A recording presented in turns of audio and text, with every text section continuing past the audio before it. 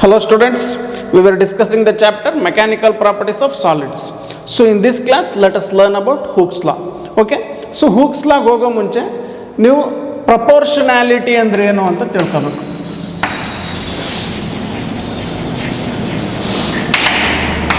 So ನೋಡಿ, physics ಅಲ್ಲಿ ಎರಡು ತರ ಪ್ರಪೋರ್ಷನಾಲಿಟಿಗಳು ಬರ್ತವೆ. ಒಂದನ್ನ ಡೈರೆಕ್ಟ್ಲಿ ಪ್ರಪೋರ್ಷನಲ್ ಅಂತ ಕರಿತೀರ, ಇನ್ನೊಂದನ್ನ ಇನ್ವರ್ಸ್ಲಿ ಪ್ರಪೋರ್ಷನಲ್ ಅಂತ ಕರಿತೀವಿ. ಓಕೆನಾ? ಸೊ ಫಸ್ಟ್ ಡೈರೆಕ್ಟ್ಲಿ ಪ್ರಪೋರ್ಷನಲ್ ಅಂದ್ರೆ ಏನು ಅಂತ ನೋಡೋಣ.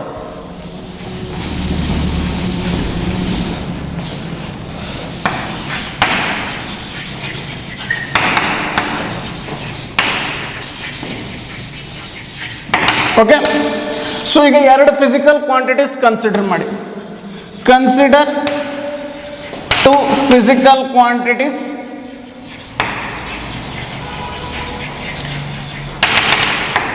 A and B. ಓಕೆನಾ? ಸೊ ಎ ಮತ್ತು ಬಿ ಅನ್ನೋದು ಎರಡು ಫಿಸಿಕಲ್ ಕ್ವಾಂಟಿಟಿಗಳು. ಓಕೆ, ಈಗ ನೋಡಿ, ಬಿದು ವ್ಯಾಲ್ಯೂ ಕಡಿಮೆ ಆಯಿತು ಅಂದ್ಕೊಳ್ಳಿ, ಡಿಕ್ರೀಸ್ ಆಯಿತು, ಆಗ ಎದು ವ್ಯಾಲ್ಯೂ ಕೂಡ ಕಡಿಮೆ ಆಗ್ಬಿಡುತ್ತೆ. ಓಕೆನಾ? ಈಗ ಸಪೋಸ್ ಬಿದು ವ್ಯಾಲ್ಯೂ ಜಾಸ್ತಿ ಆಯಿತು, ಇನ್ಕ್ರೀಸ್ ಆಯಿತು ಅಂದಾಗ ಎದು ವ್ಯಾಲ್ಯೂ ಕೂಡ ಇನ್ಕ್ರೀಸ್ ಆಗುತ್ತೆ.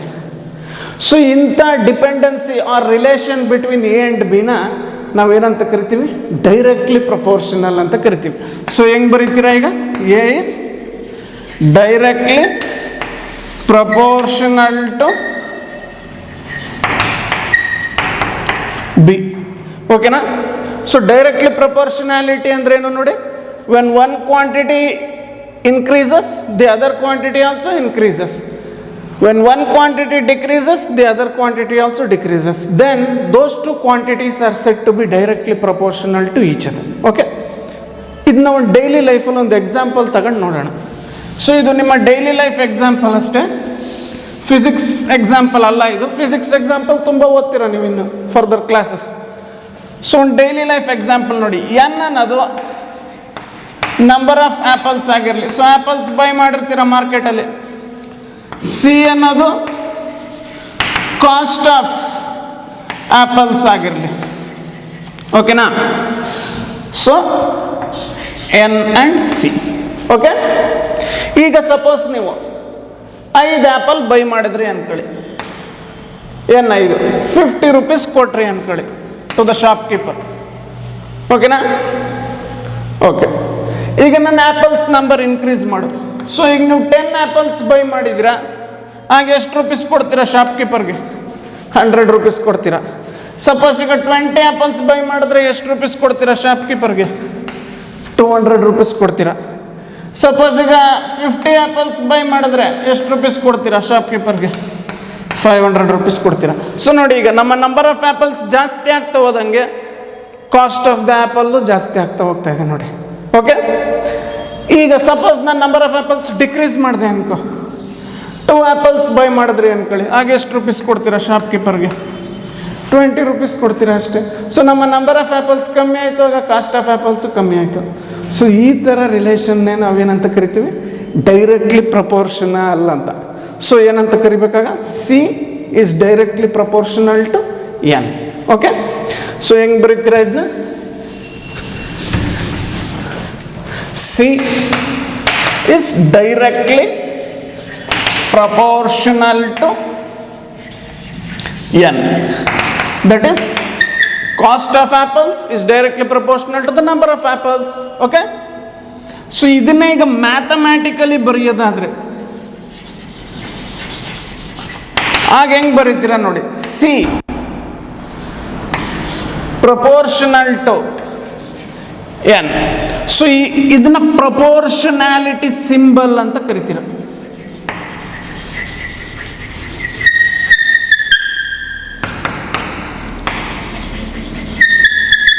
So C is directly proportional to N ಅಂತ ಓದ್ಬೇಕಿದ್ನ.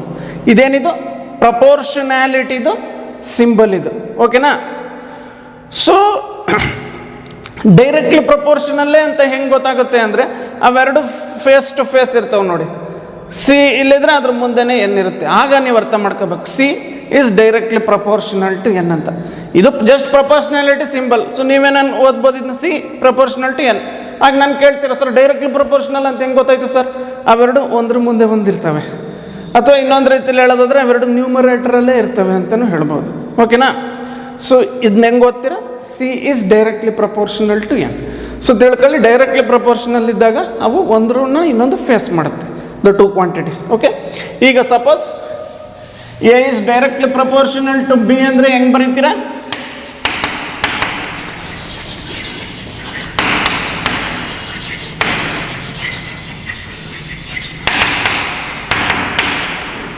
ಹಿಂಗೆ ಬರಿಬೇಕು ನೋಡಿ.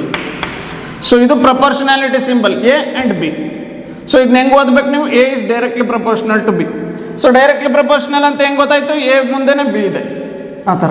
Okay, so ಒಟ್ಟಾರೆಯಾಗಿದ್ದನ್ನ A is directly proportional to B ಅಂತ ಓದ್ಬೇಕು. So so that's about directly proportionality. So directly proportionality ಅಂದ್ರೆ ಏನು ಗೊತ್ತಾಯ್ತಲ್ಲ?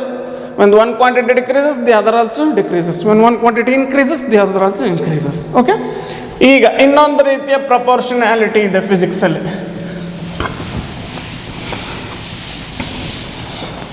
Inversely proportionality. ನಿಮ್ಮ ಹೈಸ್ಕೂಲ್ ಕ್ಲಾಸಸ್ಸಲ್ಲಿ ಓದಿರ್ಬೋದು ನೀವು ಡೈರೆಕ್ಟ್ಲಿ ಪ್ರಪೋರ್ಷನಾಲಿಟಿ ಮತ್ತು ಇನ್ವರ್ಸ್ಲಿ ಪ್ರಪೋರ್ಷನಾಲಿಟಿ.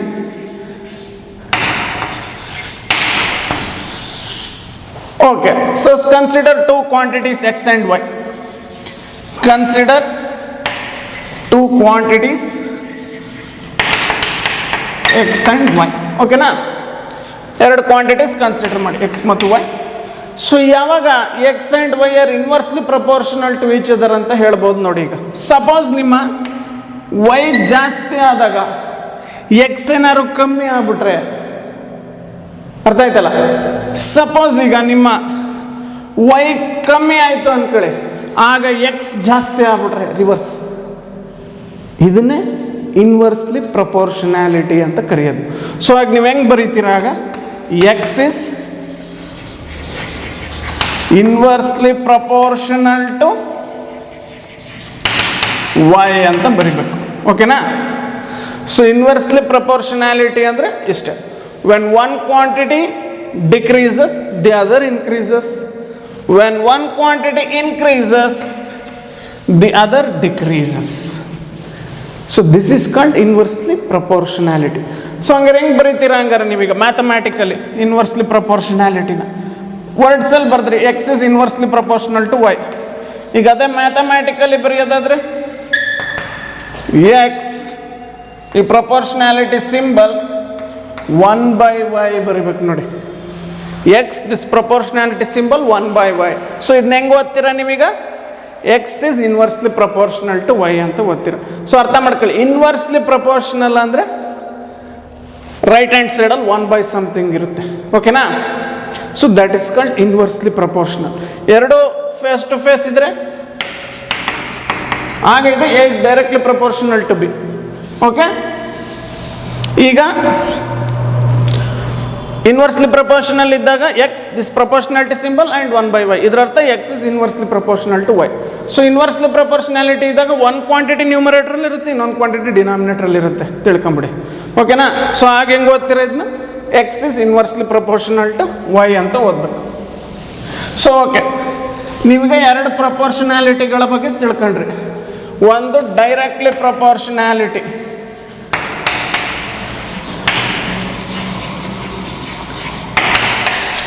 ಇನ್ನೊಂದು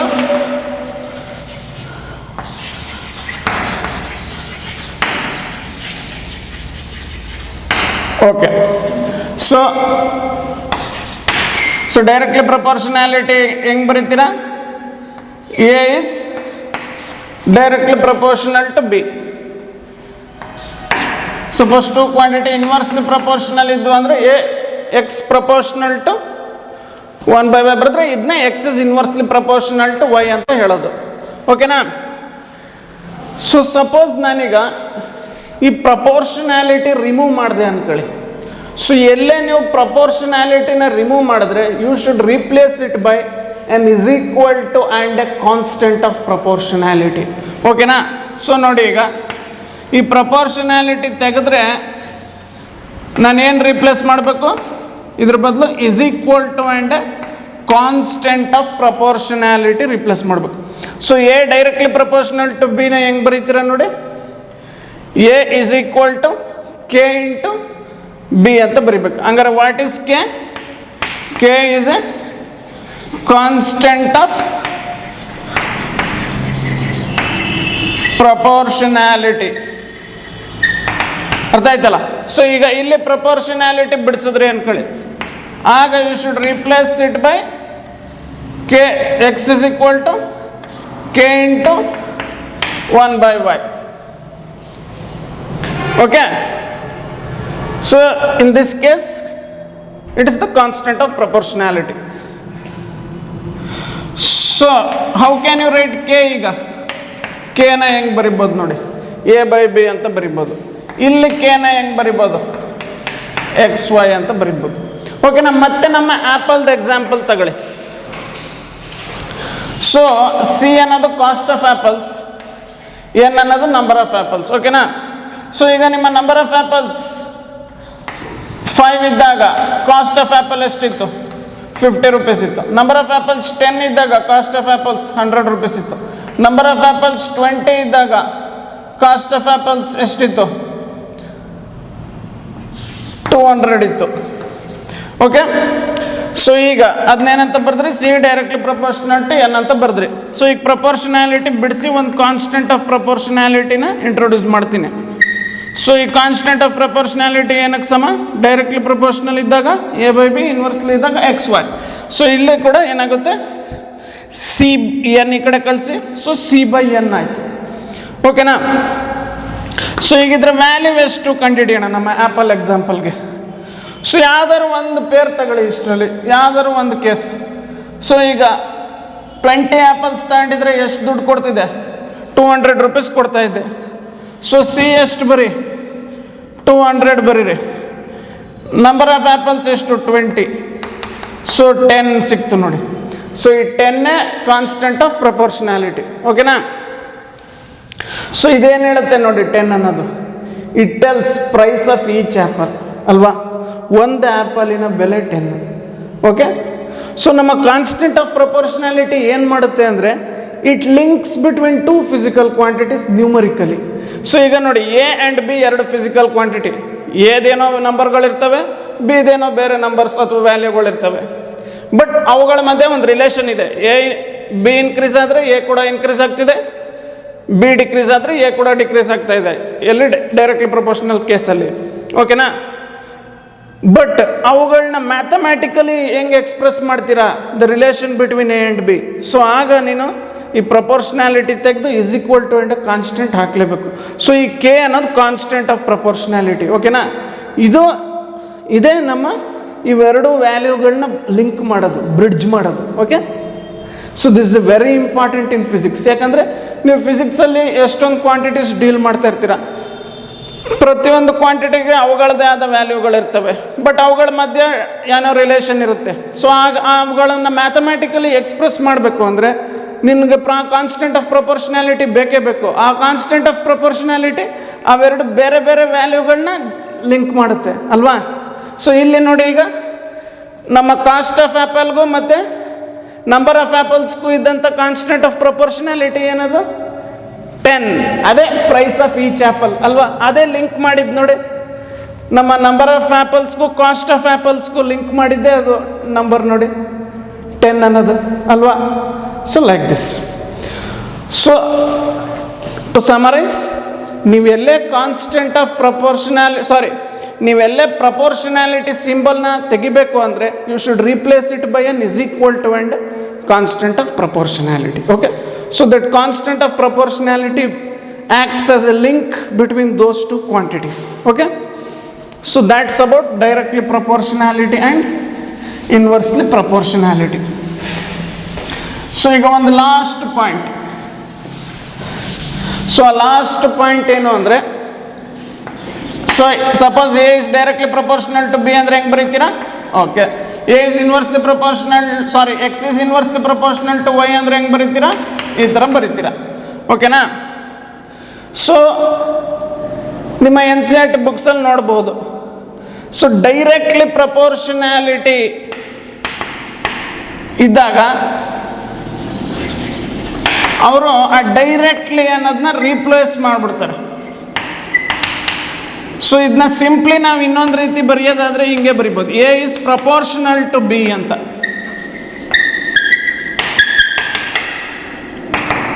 ಓಕೆ, ಸೊ ಡೈರೆಕ್ಟ್ಲಿ ಪ್ರಪೋರ್ಷನಲ್ ಇದ್ದಾಗ ಅದನ್ನ ತೆಗೆದಾಕಿದ್ರೂ ಆಗುತ್ತೆ. ಈ ಡೈರೆಕ್ಟ್ಲಿ ಅನ್ನೋದನ್ನ ರಿಮೂವ್ನು ಮಾಡಬಹುದು ನಾವು. Simply A is proportional to B ಅಂದರೆ ಅದು understood A is directly proportional to B ಅಂತ.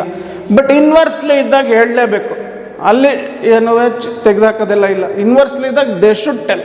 ಸೊ ಇದನ್ನ ಹಿಂಗೆ ಹೇಳ್ಬೇಕು.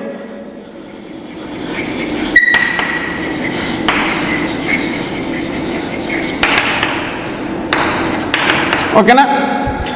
So A is directly proportional to B ಅಂತಲೂ ಹೇಳ್ಬೋದು, ಅಥವಾ simply A is proportional to B ಅಂತಲೂ ಹೇಳ್ಬೋದು.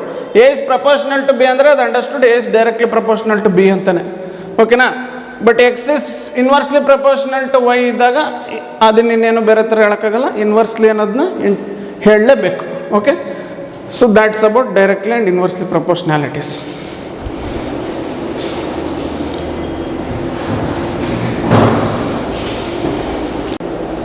So now let us learn about Hooke's law.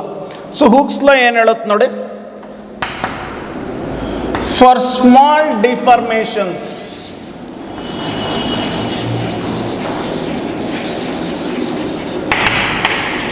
stress is directly proportional to strain. So Hooke ಅನ್ನೋ ಸೈಂಟಿಸ್ಟ್ ಏನು ಮಾಡಿದ್ರು, ಸುಮಾರು ಸಾಲಿಡ್ಸ್ಗಳನ್ನ ತಗೊಂಡ್ರು, ಅವುಗಳಿಗೆ ಸಣ್ಣ ಡಿಫಾರ್ಮಿಂಗ್ ಫೋರ್ಸಸ್ ಹಾಕಿದ್ರು ಅಷ್ಟೇ, ಜಾಸ್ತಿ ಇಲ್ಲ. ಸ್ಮಾಲ್ ಡಿಫಾರ್ಮಿಂಗ್ ಫೋರ್ಸಸ್ ಹಾಕಿದ್ರು. ಆ ಬೇರೆ ಬೇರೆ ಸಣ್ಣ ಡಿಫಾರ್ಮಿಂಗ್ ಫೋರ್ಸ್ಗಳಲ್ಲಿ ನಮ್ಮ ಸಾಲಿಡ್ಗಳಲ್ಲಿ ಉಂಟಾದ ಸ್ಟ್ರೆಸ್ ಮತ್ತು ಸ್ಟ್ರೈನ್ನ ಮೆಷರ್ ಮಾಡಿದ್ರು. ಓಕೆನಾ? ಆಗ ಅವ್ರು ಏನು ಅಬ್ಸರ್ವ್ ಮಾಡಿದ್ರು ಅಂದರೆ, ಸ್ಮಾಲ್ ಡಿಫಾರ್ಮೇಷನ್ಗಳಿಗೆ ಸ್ಟ್ರೆಸ್ ಇನ್ ದ ಸಾಲಿಡ್ ಯಾವತ್ತೂ ನಮ್ಮ ಸ್ಟ್ರೈನ್ಗೆ ಡೈರೆಕ್ಟ್ಲಿ ಪ್ರಪೋರ್ಷನಲ್ ಆಗಿರುತ್ತೆ ಅಂತ. ಓಕೆನಾ? ಸೊ ಇದನ್ನು ಮ್ಯಾಥಮ್ಯಾಟಿಕಲಿ ಹೇಗೆ ಬರಿಬೋದು, stress is directly proportional to strain. So ಅವ್ರು ಏನು ಅಬ್ಸರ್ವ್ ಮಾಡಿದ್ರು, ಸಣ್ಣ ಡಿಫಾರ್ಮೇಷನ್ಗಳಷ್ಟೇ. ಸಣ್ಣ ಡಿಫಾರ್ಮೇಷನ್ಗಳಲ್ಲಿ ಸ್ಟ್ರೈನ್ ಜಾಸ್ತಿ ಆದರೆ ಸ್ಟ್ರೆಸ್ ಕೂಡ ಜಾಸ್ತಿ ಆಗಿರುತ್ತೆ, ಸ್ಟ್ರೈನ್ ಕಮ್ಮಿ ಆದರೆ ಸ್ಟ್ರೆಸ್ ಕೂಡ ಕಡಿಮೆ ಆಗಿರುತ್ತೆ. That's it, that's about Hooke's law. ಓಕೆನಾ? ಸೊ ಸ್ಟ್ರೆಸ್ ಅಂದರೆ ನಿಮ್ಗೆ ಗೊತ್ತೇ ಇದೆ, restoring force by area. Strain ಅಂದರೆ 3 ಥರ ಸ್ಟ್ರೈನ್ಗಳನ್ನ ಓದಿದ್ದೀರಾ in all the 3 types of deformations. Longitudinal deformation ಬಂದರೆ ಅದು ಲಾಂಜಿಟ್ಯೂಡಿನಲ್ ಸ್ಟ್ರೈನ್, ಆಗ ಇಲ್ಲಿ ಲಾಂಜಿಟ್ಯೂಡಿನಲ್ ಸ್ಟ್ರೆಸ್ ಇರುತ್ತೆ. ಸೊ ಹಾಗೇನು ಹೇಳ್ತೀರಾ, ಫಸ್ಟ್ ಕೇಸ್ ಆಫ್ ಡಿಫಾರ್ಮೇಷನ್ಗೆ longitudinal stress is directly proportional to longitudinal strain, ಅದೇ ಹೂಕ್ಸ್ ಲಾ. ಈಗ ಇನ್ನೊಂದು ಥರ ಡಿಫಾರ್ಮೇಷನ್ಸ್ ಓದಿದ್ರೆ ಶಿಯರಿಂಗ್ ಡಿಫಾರ್ಮೇಷನ್, ಆಗ shearing stress is directly proportional to shearing strain ಅನ್ಬೇಕಷ್ಟೆ. ಇನ್ನೊಂದು ಥರ ಡಿಫಾರ್ಮೇಷನ್ ಓದಿದ್ರೆ ಹೈಡ್ರಾಲಿಕ್ ಡಿಫಾರ್ಮೇಷನ್, ಆಗ hydraulic stress is directly proportional to volume strain. ಓಕೆನಾ? ಸೊ ಈಗ ನಾನು ಈ ಪ್ರಪೋರ್ಷನಾಲಿಟಿ ಸಿಂಬಲ್ನ ಬಿಡಿಸಿದ್ರೆ ಏನು ಇಂಟ್ರೊಡ್ಯೂಸ್ ಮಾಡಬೇಕು, ಈಗ ತಾನೇ ಹೇಳಿದೆ, ಕಾನ್ಸ್ಟೆಂಟ್ ಆಫ್ ಪ್ರಪೋರ್ಷನಾಲಿಟಿನ ಇಂಟ್ರೊಡ್ಯೂಸ್ ಮಾಡಬೇಕು. ಸೊ ಆ ಕಾನ್ಸ್ಟೆಂಟ್ ಆಫ್ ಪ್ರಪೋರ್ಷನಾಲಿಟಿನ ಕೆ ಅಂತ ಬರಿತೀನಿ. So stress is directly proportional to ಸ್ಟ್ರೈನ್ನ ಹೇಗೆ ಬರಿಬೋದು ನನಗೆ, stress is equal to some K into strain. ಹಂಗಾರೆ ಕೆ ಏನಕ್ಕೆ ಸಮ, ಹಂಗಾರೆ K is a constant of proportionality, ಅದರ ವ್ಯಾಲ್ಯೂ ಸ್ಟ್ರೆಸ್ ಬೈ ಸ್ಟ್ರೈನ್ ಆಗಿರುತ್ತೆ. ಸೊ ನಮ್ಮ ಕಾನ್ಸ್ಟೆಂಟ್ ಆಫ್ ಪ್ರಪೋರ್ಷನಾಲಿಟಿನ ನಾವೇನಂತ ಕರಿತೀವಿ ಅಂದರೆ ಮಾಡ್ಯುಲಸ್ ಆಫ್ ಎಲಾಸ್ಟಿಸಿಟಿ ಅಂತ ಕರಿತೀವಿ. So K is called as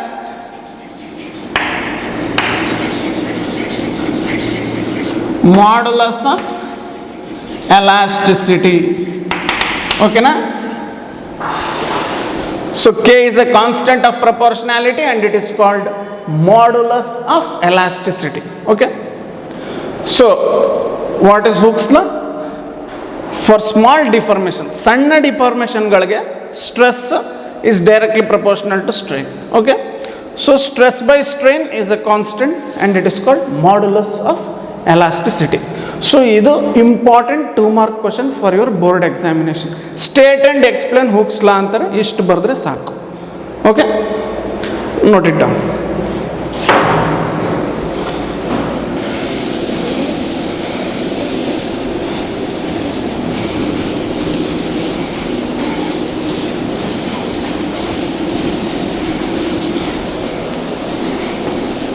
So now let us study about modulus of elasticity.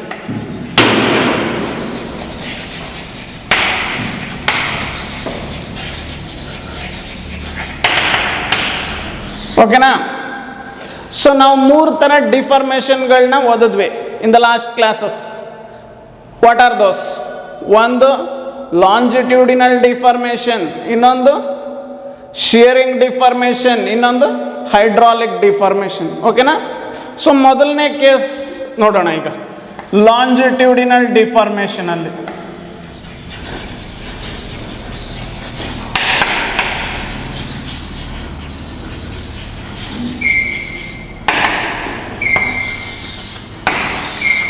Okay. So longitudinal deformation ಏನು ಮಾಡ್ತೀರಾ ನೀವು?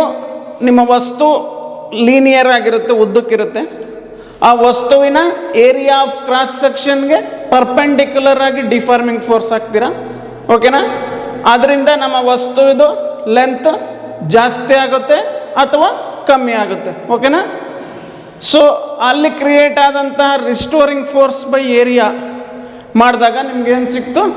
ಲಾಂಜಿಟ್ಯೂಡಿನಲ್ ಸ್ಟ್ರೆಸ್ ಸಿಕ್ತು. The change in length by original length ಮಾಡಿದಾಗ ಏನು ಸಿಕ್ತು? ಲಾಂಜಿಟ್ಯೂಡಿನಲ್ ಸ್ಟ್ರೈನ್ ಸಿಕ್ತು. ಓಕೆನಾ? ಸೊ ಈಗ ನಮ್ಮ ಲಾಂಜಿಟ್ಯೂಡಿನಲ್ ಡಿಫಾರ್ಮೇಷನ್ಗೆ ಹುಕ್ಸ್ ಲಾ ಹಾಕೋಣ. ಸೊ ಹುಕ್ಸ್ ಲಾ ಏನು ಹೇಳುತ್ತೆ? For small deformations stress is directly proportional to strain, ಅಲ್ವಾ?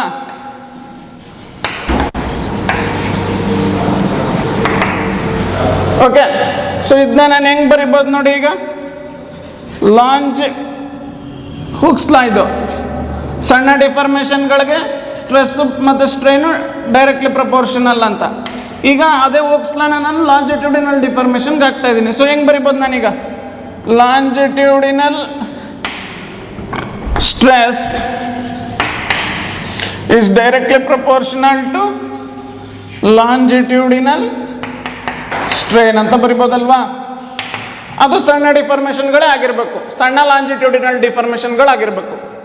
ಸೊ ಹುಕ್ಸ್ ಲಾ ನಾನು ಲಾಂಜಿಟ್ಯೂಡಿನಲ್ ಡಿಫಾರ್ಮೇಷನ್ಗೆ ಹಾಕಿದ್ದೀನಿ. ಸೊ ಹಾಗೆ ಹೆಂಗೆ ಬರಿಬೋದು ನಾನು? Longitudinal stress is directly proportional to longitudinal strain. ಈಗ ಪ್ರಪೋರ್ಷನಾಲಿಟಿ ಬಿಡಿಸಿ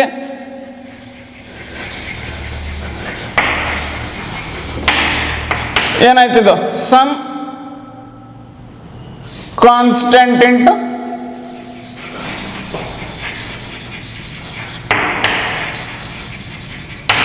ಸೊ ಆ ಕೆನ, ಸಾರಿ ಇದನ್ನ ಕೆಳಗೆ ತಗೊಬನ್ನಿ, ಲಾಂಜಿಟ್ಯೂಡಿನಲ್ ಸ್ಟ್ರೈನ್ನ. ಸೊ ಲಾಂಜಿಟ್ಯೂಡಿನಲ್ ಸ್ಟ್ರೈನ್ ನ ಕೆಳಗೆ ತಗೊಬನ್ನಿ. ಆ ಕೆ ಏನಾಯ್ತು ನೋಡಿ? Longitudinal stress by longitudinal strain ಆಯ್ತು. ಸೊ ಈ ಕೆನೇ ಏನಂತ ಕರಿತೀರ? ಯಂಗ್ಸ್ ಮಾಡ್ಯುಲಸ್ ಅಂತ ಕರಿತೀವಿ. ಸೊ ಕೆ ಅನ್ನೋದು ಅದೊಂದು proportionality constant, it is called modulus of elasticity ಅಂತ ಹುಕ್ಸ್ ಲಾ ಹೇಳಿದ್ರೆ. ಈಗ ಈ ಪರ್ಟಿಕ್ಯುಲರ್ ಕೇಸ್ಗೆ ಮಾಡ್ಯುಲಸ್ ಆಫ್ ಎಲಾಸ್ಟಿಸಿಟಿನ ಯಂಗ್ಸ್ ಮಾಡ್ಯುಲಸ್ ಅಂತ ಕರಿಬೇಕು. So K is called Young's modulus. So ಇನ್ನು ಮುಂದೆ ಕೆ ಅಂತ ಬರಿಬಾರ್ದು ನಾನು ಈ ಕೇಸ್ಗೆ. K should be replaced by Y. ಆ ಯಂಗ್ಸ್ ಮಾಡ್ಯುಲಸ್ ಸಿಂಬಲ್ ಅದು ವೈ ಅನ್ನೋದು. ಸೊ ಕೆ ನ ವೈ ಇಂದ ರಿಪ್ಲೇಸ್ ಮಾಡಿ. ಸೊ ಹಂಗಾರೆ ವೈ ಏನಾಯ್ತು? ಹಂಗಾರೆ longitudinal stress by longitudinal strain ಆಯಿತು. ಓಕೆನಾ? ಅದೇ ಯಂಗ್ಸ್ ಮಾಡ್ಯುಲಸ್ ಅಂತ ಕರೆಯೋದು, longitudinal stress by longitudinal strain. Okay. So ಈಗ ನಿಮಗೆ ಸ್ಟ್ರೆಸ್ ಏನು ಅಂತ ಗೊತ್ತೇ ಇದೆ ನಿಮಗೆ, restoring force by area. So suppose restoring force F ಇತ್ತು ಅಂದ್ಕೊಳ್ಳಿ, area of cross section A ಇತ್ತು ಅನ್ಕೊಳ್ಳಿ. ಹಂಗಾರೆ ಲಾಂಜಿಟ್ಯೂಡಿನಲ್ ಸ್ಟ್ರೆಸ್ ಏನಕ್ಕೆ ಸಮ? F by A. ಇದೇ ಲಾಸ್ಟ್ ಕ್ಲಾಸಸ್ಸಲ್ಲಿ ಕಲ್ತ್ರಿ. ಈಗ ಲಾಂಜಿಟ್ಯೂಡಿನಲ್ ಸ್ಟ್ರೈನ್ ಏನು ಗೊತ್ತಲ್ಲ, change in length by original length, delta L by L. ಈಗ ನಮ್ಮ ಯಂಗ್ಸ್ ಮಾಡ್ಯುಲಸ್ ಏನಾಯ್ತು ನೋಡಿ, Y is you are dividing two fractions, F by A by delta L by L. ಹೆಂಗೆ divide ಮಾಡ್ತೀರಾ? Numerator into reciprocal of denominator, F by A into L by delta L. So ನಮ್ಮ Young's modulus ಏನಾಯ್ತು ನೋಡಿ, F L by A delta L. Very important expression ಇದು, ನೆನ್ಪಿಟ್ಕೋಬೇಕಿದು. ನಿಮ್ಮ board ಎಕ್ಸಾಮ್ಗೆ ಇದ್ರ ಮೇಲೆ ಪ್ರಾಬ್ಲಮ್ಸ್ ವರ್ಕ್ ಮಾಡ್ತೀವಿ, ಹಂಗೆ ಕಾಂಪಿಟೇಟಿವ್ ಎಕ್ಸಾಮ್ಸ್ಗಳಿಗೂ ಕೂಡ very important relation. So Young's modulus ಏನಕ್ಕೆ ಸಮ? Restoring force into length divided by area of cross section into change in length. ಓಕೆನಾ? ಓಕೆ. ಸೊ ಯಂಗ್ಸ್ ಮಾಡ್ಯುಲಸ್ ಏನದು? It's A constant of proportionality in case of longitudinal deformation. ಓಕೆನಾ? ಈಗ next ಡಿಫಾರ್ಮೇಷನ್ಗೆ ಹೋಗೋಣ. ಈಗ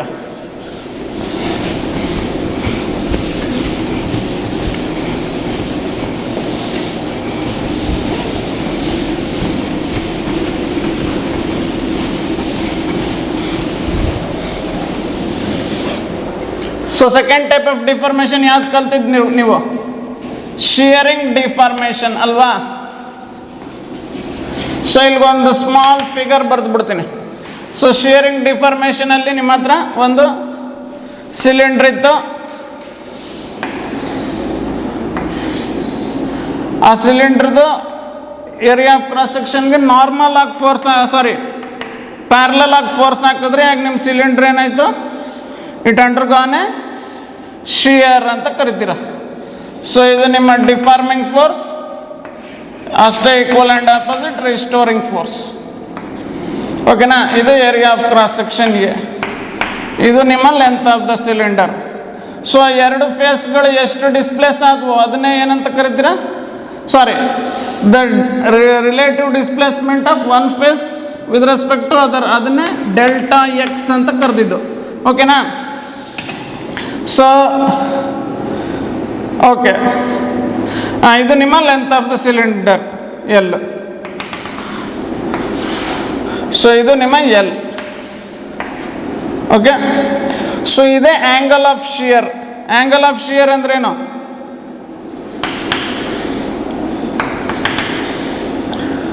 ಮೊದಲಿದ್ದ Axis of ಸಿಲಿಂಡ್ರಿಗೂ ಈಗ ಹೊಸ Axis of ಸಿಲಿಂಡ್ರಿಗೂ ಇರುವಂಥ angle, ಅದನ್ನ ಏನಂತ ಕರಿತೀರಾ? Angle of shear. ಓಕೆನಾ? ಓಕೆ. ಸೊ ಶಿಯರಿಂಗ್ ಸ್ಟ್ರೆಸ್ ಅಂದ್ರೇನು?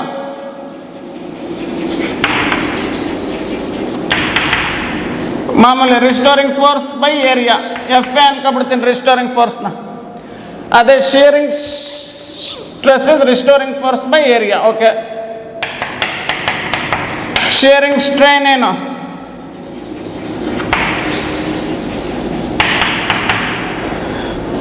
Delta X by L ಓದಿದ್ರಲ್ಲ.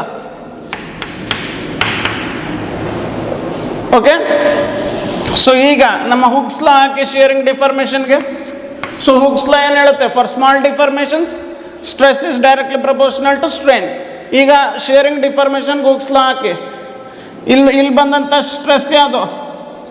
Shearing stress. ಇಲ್ಲಿ ಬಂದಂಥ ಸ್ಟ್ರೈನ್ ಯಾವುದು? Shearing strain. ನೋಡಿ, ಈಗ shearing stress is directly proportional to shearing strain. ಓಕೆನಾ? ಸೊ ಪ್ರಪೋರ್ಷನಾಲಿಟಿ ಬಿಡಿಸಿ, shearing stress is equal to, ಇಲ್ಲಿ ಒಂದು ಕಾನ್ಸ್ಟೆಂಟ್ ಆಫ್ ಪ್ರಪೋರ್ಷನಾಲಿಟಿ ಇಂಟ್ರೊಡ್ಯೂಸ್ ಮಾಡ್ತೀನಿ, ಅದನ್ನು ಜಿ ಅಂತ ಕರಿತೀನಿ. ಲಾಸ್ಟ್ ಕೇಸಲ್ಲಿ ವೈ ಅದು. ಓಕೆನಾ? ಅಲ್ಲಿ ಫಸ್ಟ್ ಕೆ ಇಂಟ್ರೊಡ್ಯೂಸ್ ಮಾಡಿ ಆಮೇಲೆ ವೈ ಅಂತ ಹೋದೆ, ವೈ ಅಂತ ಚೇಂಜ್ ಮಾಡಿದೆ ಕೆನ. ಬಟ್ ಈ ಕೇಸಲ್ಲಿ ಡೈರೆಕ್ಟಾಗಿ ಹೇಳ್ಬಿಡ್ತೀನಿ, ಮತ್ತೆ ಕೆ ಇಂಟ್ರೊಡ್ಯೂಸ್ ಮಾಡೋದು ಬೇಡ. ಆ last longitudinal stress and strain ಕೇಸಲ್ಲಿ ಫಸ್ಟ್ ಕೆ ಇಂಟ್ರೊಡ್ಯೂಸ್ ಮಾಡಿದೆ, ಆಮೇಲೆ ಕೆನ ವೈ ಅಂತ ಕರ್ಕೊಂಡೆ ಯಂಗ್ಸ್ ಮಾಡ್ಯುಲಸ್ ಅಂತ. ಇಲ್ಲಿ ಬೇಡ, ಡೈರೆಕ್ಟಾಗಿ ಇಲ್ಲಿ ಜೆ ಅನ್ನೋದನ್ನೇ ಇಂಟ್ರೊಡ್ಯೂಸ್ ಮಾಡ್ತಾ ಇದ್ದೀನಿ. So G into shearing strain. ಓಕೆನಾ? ಓಕೆ. ಸೊ ಈಗ ಜಿ ಏನಾಯ್ತು ನೋಡಿ, ಈಗ ಜಿ ಏನಾಯ್ತು? Shearing stress by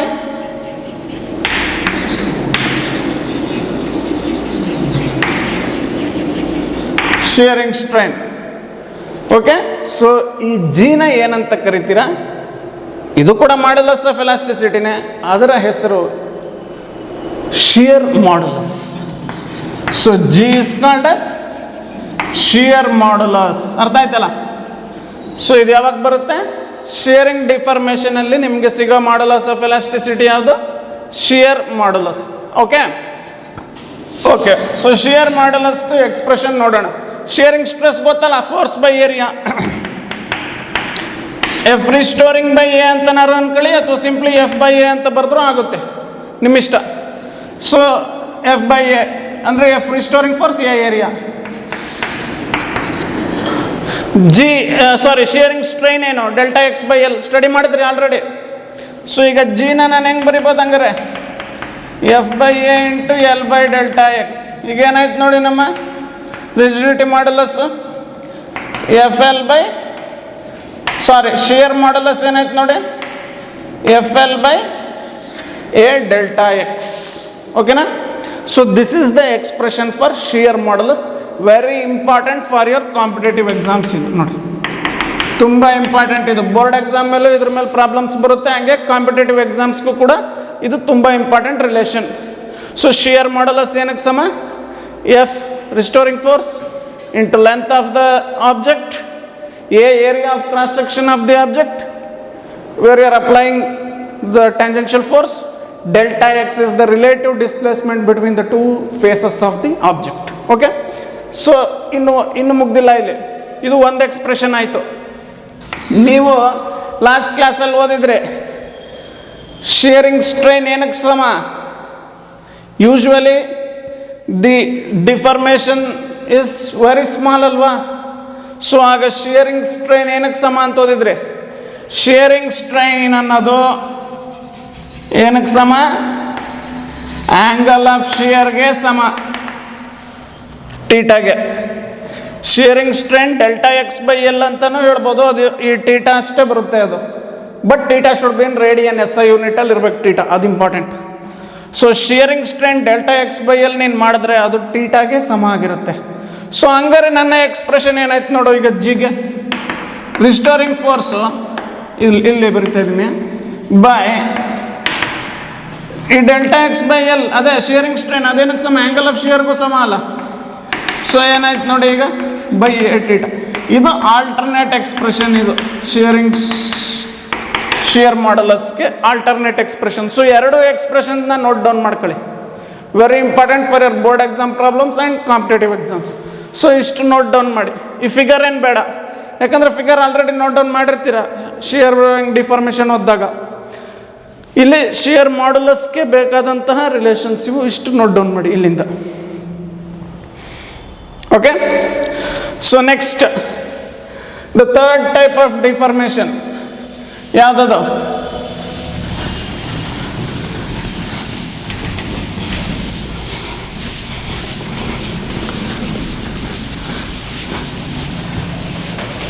The third type of deformation is hydraulic deformation.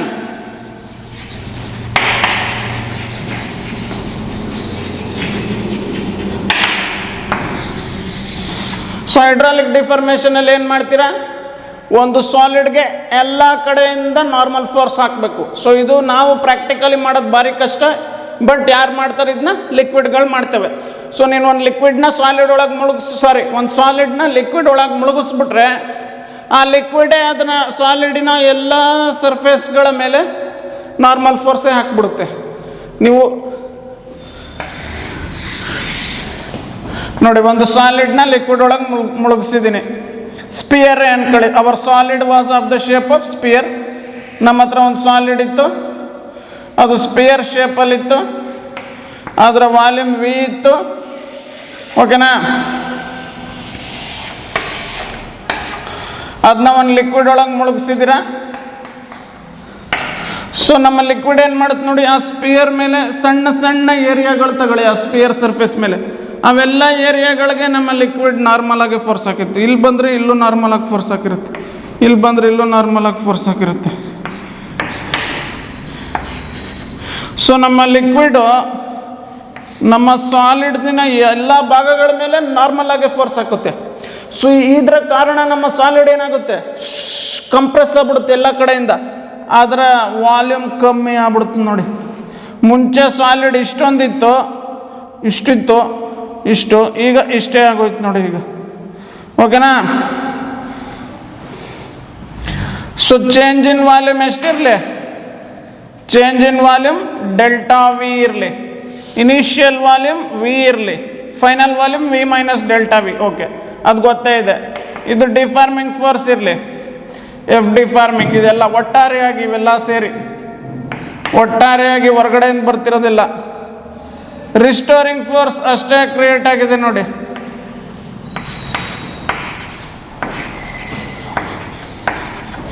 ಓಕೆನಾ? ಇದು ಎಫ್ ರಿಸ್ಟೋರಿಂಗ್ ಇದು. Okay okay. So area of surface area of the body A ಇರಲಿ. A is surface area of body. ನಿಮ್ಮ ಸ್ಪಿಯರ್ದ surface area A ಇರಲಿ. ಓಕೆನಾ? So ಈಗ hooks ಲಾ apply ಮಾಡಿ. Hydraulic stress ಏನಕ್ಕೆ ಸಮ? Stress is directly proportional to strain ಅಲ್ಲ. So hydraulic stress is directly proportional to ಇಲ್ಲಿ ಕ್ರಿಯೇಟ್ ಆದಂಥ ಸ್ಟ್ರೈನ್ ಯಾವುದು? Volume strain.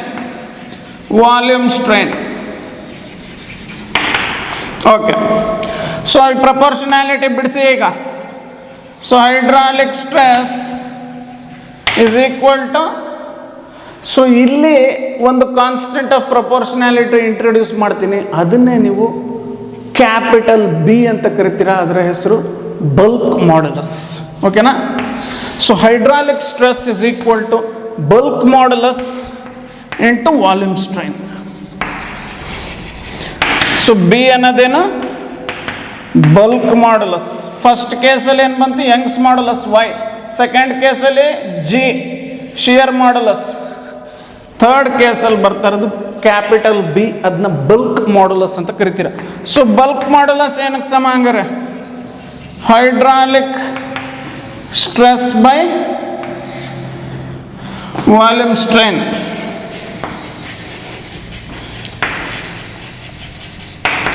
ಓಕೆನಾ? ಸೊ ಇದು ನಮ್ಮ bulk modulus. Okay. So hydraulic stress ಏನಂತ ಬರಿಬೋದು? ಇನ್ ಜನರಲ್ ಗೊತ್ತಲ್ಲ, ಸ್ಟ್ರೆಸ್ ಅನ್ನೋದು force by area, the world divided by volume strain. So volume strain ಏನಪ್ಪ ಓದಿದ್ರೆ already, delta V by V. So ಈಗ ನಿಮ್ಮ ಬಲ್ಕ್ ಮಾಡ್ಯುಲಸ್ ಏನಾಯ್ತು ನೋಡಿ, ಈಗ F by A into V by delta V. So ಒಟ್ಟಾರೆಯಾಗಿ ಬರೆಯೋದಾದ್ರೆ F V divided by A delta V. ಹಾಂ ನೋಡಿ, important expression for bulk modulus note down ಮಾಡಿ ನಿಮ್ಮ ಕಾಂಪಿಟೇಟಿವ್ ಎಕ್ಸಾಮ್ಸ್ಗೆ ಆ್ಯಂಡ್ ಬೋರ್ಡ್ ಎಕ್ಸಾಮ್ ಪ್ರಾಬ್ಲಮ್ಸ್ಗೆ. ಸೊ ಬಲ್ಕ್ ಮಾಡ್ಯುಲಸ್ ಏನಕ್ಕೆ ಸಮ? Force, restoring force into volume by surface area of that body into change in volume. Okay okay. But ಇನ್ನೂ alternate expressions ಇದೆ bulk ಮಾಡ್ಯುಲಸ್ಗೆ, ನೋಡೋಣ.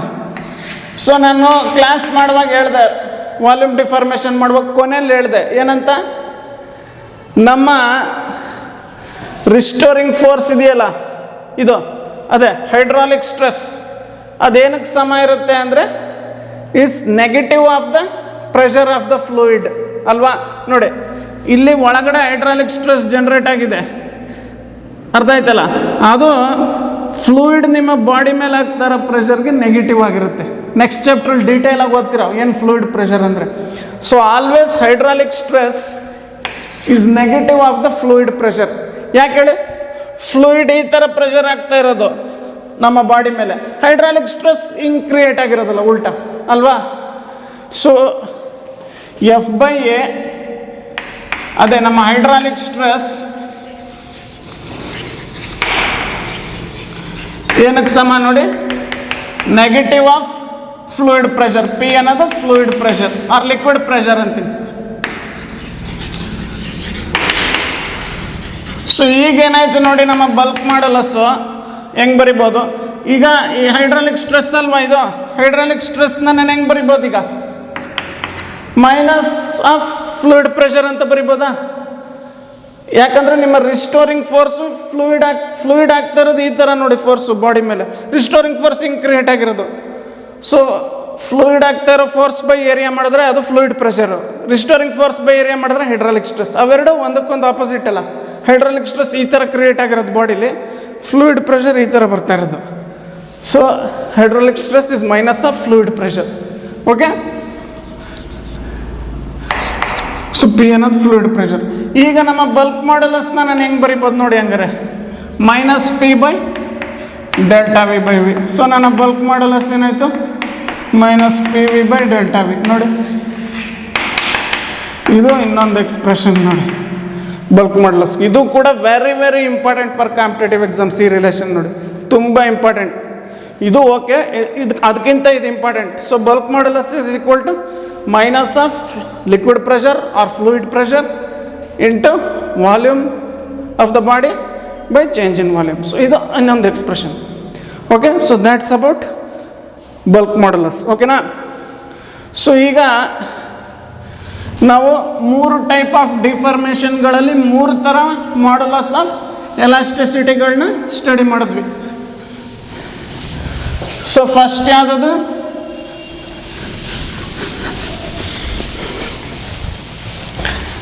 First ಮೊದಲನೇದು ಯಾವುದು? Young's modulus. So Young's modulus ಏನಕ್ಕೆ ಸಮ? So Young's modulus is equal to F L by A delta L. So force length of the body, restoring force, length of the body, area of cross section into change in length. ಇದು Young's modulus ಅಂದರೆ. Second case ಏನೋದಿದು shear modulus. ಅದೇನಕ್ಕೆ ಸಮ? Shearing stress by shearing strain. Young's modulus longitudinal stress by longitudinal strain. ಆಗ simplify ಮಾಡಿದಾಗ ಇಷ್ಟು ಬರುತ್ತೆ. ಈಗ ಶಿಯರ್ ಮಾಡ್ಯುಲಸ್ ಜಿ ಏನಕ್ಕೆ ಸಮ ನೋಡಿ? F L by A delta x. ಇದೊಂದು ಎಕ್ಸ್ಪ್ರೆಷನ್ ಕಲ್ತ್ರಿ, ಇನ್ನೊಂದು ಎಕ್ಸ್ಪ್ರೆಷನ್ ಕಲ್ತ್ರಿ. ಏನದು? ಜಿಗೆ F by A into theta. So F is restoring force, A area of the body where you are applying tangential force, theta is angle of shear or simply shearing strain. Okay, so ಇದು shear modulus. ಮೂರನೇದು ಯಾವುದು? Bulk modulus. So bulk modulus ಏನಕ್ಕೆ ಸಮ? Hydraulic stress by volume strain. So ಯಾವತ್ತು hydraulic stress ಏನಾಗಿರುತ್ತೆ? Negative of the liquid pressure ಆಗಿರುತ್ತೆ, divided by volume strain delta L by L. ಇದನ್ನು simplify ಮಾಡಿದಾಗ P L by A delta L. ಇದು ನಮ್ಮ expression for bulk modulus. ಇದು ಕೂಡ very very important expression. Volume ಇದು sorry bulk modulus ಏನಕ್ಕೆ ಸಮ ನೋಡಿ?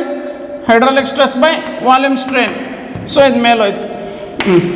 ಸೊ ಇದು ಕೂಡ ಬಲ್ಕ್ ಮಾಡ್ಯುಲಸ್ಗೆ ತುಂಬ ಇಂಪಾರ್ಟೆಂಟ್ ಎಕ್ಸ್ಪ್ರೆಷನ್. ಈಗ ಒಂದನ್ನು ಅಬ್ಸರ್ವ್ ಮಾಡಿ ನೀವು, ಯಂಗ್ಸ್ ಮಾಡ್ಯುಲಸ್ ಅಂದ್ರೆ ಏನಪ್ಪ? Longitudinal stress by longitudinal strain ಅಲ್ವಾ? ಸೊ ನಮ್ಮ ಲಾಂಜಿಟ್ಯೂಡಿನಲ್ ಸ್ಟ್ರೆಸ್ಗೆ ಯೂನಿಟ್ ಇದೆ ಹೇಳಿದ್ನಲ್ಲ, newton per metre square. But longitudinal ಸ್ಟ್ರೈನ್ಗೆ ಯಾವುದೇ ಯೂನಿಟ್ ಇಲ್ಲ. ಹಂಗಾರೆ ನಮ್ಮ ಯಂಗ್ಸ್ ಮಾಡ್ಯುಲಸ್ ಯೂನಿಟ್ ಏನಾಯ್ತು? ಹಂಗಾರೆ newton per metre square divided by no unit, ಅಂದರೆ ನ್ಯೂಟನ್ ಪರ್ ಮೀಟರ್ ಸ್ಕ್ವೇರ್ ಅಷ್ಟೇ. So the unit of Young's modulus is same as that of longitudinal stress or simply stress. ಅದೇ ಥರ shear modulus ಅಂದ್ರೇನು? Shearing stress by shearing strain. So shearing stress unit newton per metre square, but shearing strain ಗೊತ್ತಲ್ಲ, strain unit ಇಲ್ಲ. So ಹಂಗಾರೆ ನಮ್ಮ shear ಮಾಡ್ಯುಲಸ್ದು unit ಏನಾಯಿತು? Newton per metre ಸ್ಕ್ವೇರೇ ಆಯಿತು. That is same as shearing stress or simply strain. ಅದೇ ಥರ ನಮ್ಮ ಬಲ್ಕ್ ಮಾಡ್ಯುಲಸ್ ಅಂದ್ರೇನು? Hydraulic stress by volume strain unit ಇಲ್ಲ, ಹೈಡ್ರಾಲಿಕ್ ಸ್ಟ್ರೆಸ್ ಯೂನಿಟ್ ಏನು? Newton per metre square. So bulk ಮಾಡ್ಯುಲಸ್ದು ಯೂನಿಟ್ ಏನಪ್ಪ? Newton per metre square. That is same as hydraulic stress. ಓಕೆನಾ? So ಇದೊಂದು ಯೂನಿಟ್ಗಳು, ಇವುಗಳದ್ದು ಯೂನಿಟ್. ಸೊ ಮಾಡ್ಯುಲೈ ಆಫ್ ಎಲಾಸ್ಟಿಸಿಟಿಗಳ unit ಕೂಡ ಸ್ಟ್ರೆಸ್ಗೆ ಸಮ. That is newton per metre square. Important competitive ಎಕ್ಸಾಮ್ಸ್ದು ಪಾಯಿಂಟ್ ಇದು. ಓಕೆನಾ? ನಾವು ಲಾಸ್ಟ್ ಒಂದು ಫಿಸಿಕಲ್ ಕ್ವಾಂಟಿಟಿ ಬಗ್ಗೆ ಹೇಳ್ತೀನಿ, ಅದೇ ಕಂಪ್ರೆಸಿಬಿಲಿಟಿ ಅಂತ. Last so compressibility it is denoted by small letter K. So compressibility ಏನು ಅಂದರೆ it's the reciprocal of bulk modulus. So ನಿಮ್ಮ ಬಲ್ಕ್ ಮಾಡ್ಯುಲಸ್ಗೆ ರೆಸಿಪ್ರೋಕಲ್ ಮಾಡು 1/b, ಆಗ ನಿಮ್ಗೆ ಏನು ಸಿಕ್ತು ಅದನ್ನೇ ಕಂಪ್ರೆಸಿಬಿಲಿಟಿ ಅಂತ ಕರಿತೀರೋ. ವೆರಿ ಇಂಪಾರ್ಟೆಂಟ್ ಕ್ವಾಂಟಿಟಿ ಇದು ಕೂಡ ಕಾಂಪಿಟೇಟಿವ್ ಎಕ್ಸಾಮ್ಸ್ಗೆ. ಸೊ ಕಂಪ್ರೆಸಿಬಿಲಿಟಿ ಏನಕ್ಕೆ ಸಮಪ್ಪ? 1 / ಬಲ್ಕ್ ಮಾಡ್ಯುಲಸ್ ಏನು -PV/ΔV. ಸೊ ನಮ್ಮ ಕಂಪ್ರೆಸಿಬಿಲಿಟಿ ಏನಾಯಿತು? -ΔV/PV. ಇಂಪಾರ್ಟೆಂಟ್ ನೋಡಿ ಇದು. Where P is fluid pressure, V volume, initial volume of the body, ΔV change in volume. Bulk ಮಾಡ್ಯುಲಸಲ್ಲಿ ಬರೋದಾದರೆ P is pressure, V volume of the body, V initial volume of the body, ΔV change in volume. So that's about modulus of elasticity. So modulus of elasticity ಅಂದ್ರೇನು? It's a ratio of stress to strain. Young's modulus means longitudinal stress by longitudinal strain, shear modulus shearing stress by shearing strain, bulk modulus hydraulic stress by volume strain. So unit of modulus of elasticity is same as that of stress itself, that is Newton per meter square. So this completes our discussion of modulus of elasticity. Thank you.